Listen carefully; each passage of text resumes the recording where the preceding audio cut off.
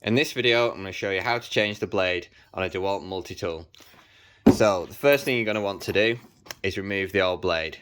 So this is the lever here, and this actually moves some pins backwards and forwards in order to free your cutter. So you can see those clearly there. As I pull that trigger down, you can see the pins which locate onto your multi-tool blade. So the first step to swapping your multi-tool blade is selecting the right blade. We've got these antler ones. They're a universal multi-tool blade, and they have this cutout here which just allows it to slot over the spindle on our DeWALT multi-tool. So if you are looking at buying some replacement blades for DeWALT, make sure they've got a cutout. You can still insert the old-fashioned blades. I'll show you how to do that after. So first we'll show you the modern ones. So pull your lever back, slot your blade over the spindle, release the lever, and you'll feel it locate. Your multi-tool blade is held securely. You can also pull back on the lever and you can actually lock your blade in at a few different angles depending on where you're trying to make your cut. If it's in an intricate corner, you can alter the angle of the blade.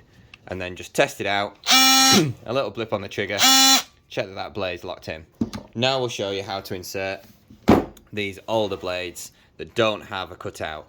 They require an extra little bit of equipment here and an Allen key. So we'll remove this blade as before, and we'll put a link to these in the description in case you're short of any. So we've got our old blade. First we have to insert our collar, and this goes over here like so. Then that gives us a flat surface to mount our new blade, and then we can add our nut.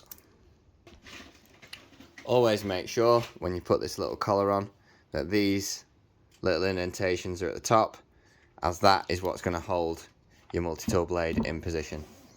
So then you place your blade on, and then you'll also have this nut with a large washer, and just screw that down. Get that into position, and then tighten it up with an Allen key. Now the problem with this is there isn't much to locate the multi-tool blade in the correct position. So although you can locate these older multi-tool blades on your DeWALT tool, I wouldn't personally recommend it, as often as you're making the cut they can come loose. What you want is your blades to go over the teeth using this mechanism, but if you do have to use this adapter and you've got a load of old blades, it can get you out of trouble. So there you go, there's two ways you can swap the blade in your DeWALT multi-tool.